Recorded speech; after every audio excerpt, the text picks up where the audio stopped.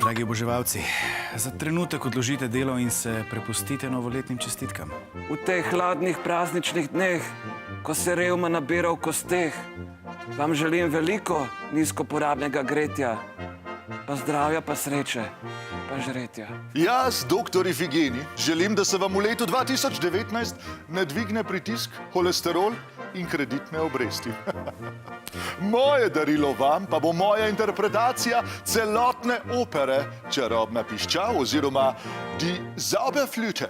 Vesele praznike in... Die Zauberflöte je v glasbi v veliki genij Wolfgang Amadeus Mozart. In srečno novo leto. Libreto pa je napisal Emanuel Schikaneder. La, la. Če sem komu od vas storila kaj groznega, oprostite.